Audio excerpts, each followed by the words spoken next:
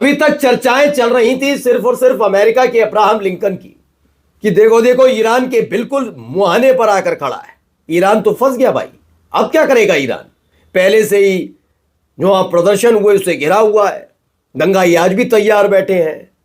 लेकिन इन सब के बीच दो बड़े झटके लग गए। जी हां, अमेरिका को दो बड़े झटके लगे और दोनों ही बड़े झटकों के बीच अमेरिका अपना पल्ला छुड़ाना चाहता है, कैसे भी करके इस पूरे मामले से बाहर निकलने की कोशिश कर रहा है। आज वो समझ गए कि 8 दिन पहले जो उसने फैसला लिया कि साउथ चाइना सी से अपना ये विध्वंसक युद्धपोत ईरान के करीब तैनात करे, ये उसकी बहुत बड़ी गलती थी।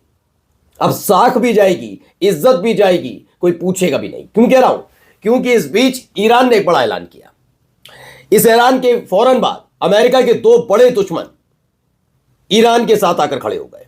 उन्होंने अपने युद्धपोत, अपने सबमरीन्स स्ट्रेट ऑफ हॉर्मुज में तैनात करना शुरू कर दिया। जी, तो वहीं अमेरिका को लगा कि कोई बात नहीं, मैं हूं ना, लेकिन मेरे साथ ईरान का कोई पड़ोसी देश तो आएगा ही आएगा।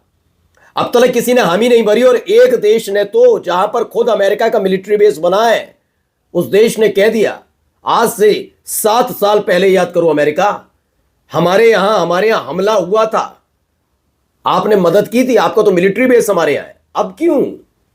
यानी कि पूरी तरह से अमेरिका फंसा है, कोई देश साथ देने के लिए तैयार नहीं। ईरान के साथ दो बड़े देश उतर आए हैं। कौन कौन से देश हैं और क्यों अमेरिका घबरा रहा है, एक एक चीज दिखाने जा रहा हूं। नमस्कार, मैं हूं प्राज्वल गौतम। बदल गए मिडिल ईस्ट में हालात, अमेरिका का यह युद्धपोत क्यों फंसा है? मैं फिर कह रहा हूं, यह युद्धपोत पर हमला नहीं होगा, न युद्धपोत पर हमला होगा, न युद्धपोत से कोई हमला ईरान पर हो पाएगा। इतना आसान नहीं है।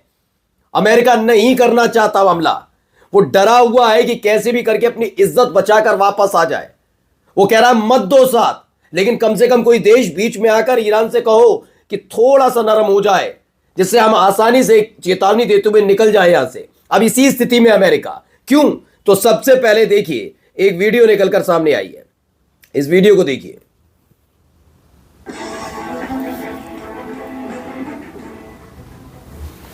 पूरा का पूरा बेड़ा देखिएगा। ये बोट मत देखिए, उसके आगे शिप देखिए, दो शिप आपको नजर आ रहे होंगे, ये भी मिलिट्री शिप्स हैं।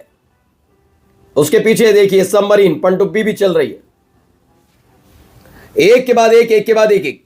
दरअसल हुआ यह कि अमेरिका जब ईरान के मुहाने पर आया तो उसके बाद दुआई देने लगा, हम तो एक्सरसाइज कर रहे हैं। और यकीनन जो अब्राहम लिंकन नाम का उनका युद्धपोत है, वहां पर जो जेट लदे हुए हैं वो लगातार उसी युद्धपोत के आसपास उड़ते हैं, उड़ान भरते हैं, थोड़ी देर उड़ते हैं, फिर लौट आते हैं। इसे अभ्यास कहा जा रहा है अमेरिका की तरफ से। अब एक नया युद्ध अभ्यास शुरू होने जा रहा है स्ट्रेट ऑफ हॉर्मुज में। रविवार से, संडे से शुरू हो रहा है, संडे और मंडे 2 दिन का होगा। स्ट्रेट ऑफ हॉर्मुज इसलिए ज्यादा चिंता व्यक्त कराता है तमाम देशों के लिए, क्योंकि यहां से 20% ऑयल शिप गुजरते हैं, और अगर यहां ईरान ने पूरी तरह से कमांड कर लिया, कमान ले ली, तो हाहाकार मच जाएगा कई देशों में। अब स्ट्रेट ऑफ हॉर्मुज को बैन करना जा रहा है, यानी ब्लॉक करने जा रहा है ईरान। इन सब के बीच उसने इसी स्ट्रेट ऑफ हॉर्मुज में 2 दिन के लिए नेवल एक्सरसाइज का ऐलान कर दिया, जिसमें गोलीबारी भी होगी, लड़ाकू विमान भी आसमान में उड़ते नजर आएंगे। कैसे अगर समुद्र में युद्ध होता है तो कैसे नौसैनिक भिड़ते हैं, लड़ते हैं दुश्मनों से, वो दिखाया जाएगा। ये तमाम चीजें। अच्छा, ये हो ऐसे वक्त में रहा है जब पास में ही खड़ा हुआ है Abraham Lincoln, USS Abraham Lincoln. तो हालत खराब हो गई इन पनडुब्बियों को देखकर। वो अमेरिका कह रहा है कि भाई जॉर्डन तुम आ जाओ, कतर आ जाओ, सऊदी अरब, यूएई, कोई एक देश बस साथ दे दे। वह बेस बनाकर समुद्री और जमीनी स्तर दोनों से हमला कर दिया जाएगा। अब ज्यादा देर तक समुद्र से हमला नहीं कर पा सकते हैं, कर नहीं सकते ना। एक देश जो चारों तरफ से अगर समुद्र से घिरा हो तो बात में मान ली जाए, लेकिन उसका एक हिस्सा अगर समुद्र से घिरा हुआ है तो बड़ा मुश्किल हो जाता है। इसलिए वो चाहते कोई एक देश आकर साथ दे दे, लेकिन हो नहीं पा रहा। अब ये खबर निकली, चीन ने उन्नत विध्वंसक युद्धपोत और अन्य नौसेना के जहाजों को ईरान के जल क्षेत्र की ओर भेजा। ईरान ने कल ही स्ट्रेट ऑफ हॉर्मुज के पास संयुक्त नौसैनिक अभ्यास का ऐलान किया था, जिसमें रूस और चीन दोनों हिस्सा ले रहे हैं। अभ्यास खाड़ी ऑफ ओमान के पास चाबार पोर्ट यानी ईरान के समीप होगा।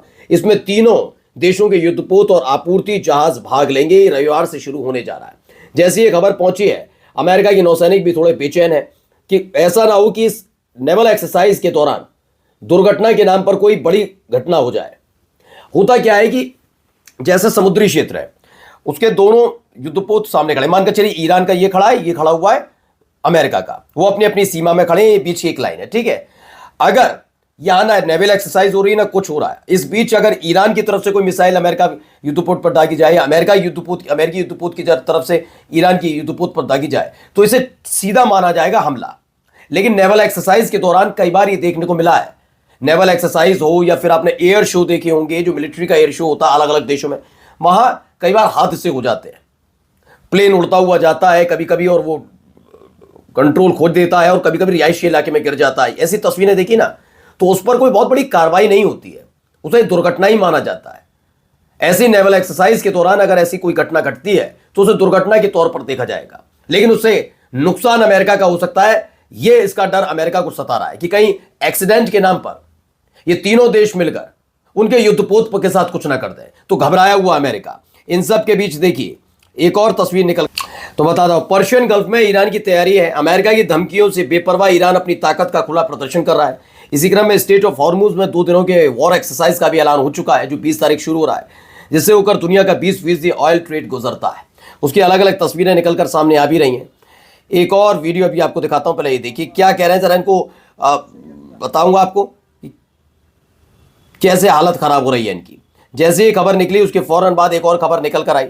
इस खबर को जरा देखिए, इसमें एक वीडियो पहले जारी की गई, वीडियो देखिए।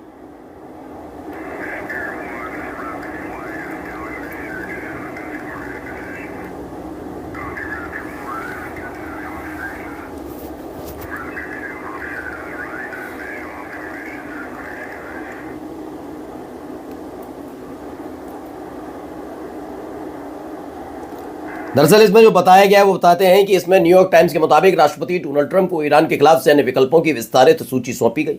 लक्ष्य क्या है? ईरान के परमाणु कार्यक्रम, लंबी दूरी की बैलिस्टिक मिसाइल, क्षमताओं को नुकसान पहुंचाना। रिपोर्ट में दावा ईरान के भीतर कमांडो रेड जैसी विकल्प भी शामिल। योजना के तहत अमेरिकी स्पेशल फोर्सेज को गुप्त रूप से भेजकर उन परमाणु ठिकानों को नष्ट या क्षतिग्रस्त करने पर विचार, जो पिछले साल B-2 स्टील्थ बॉम्बर्स के हमलों में पूरी तरह प्रभावित नहीं हुए। मिडिल ईस्ट में तनाव और गहराने के संकेत मिल रहे हैं इन सबके बीच।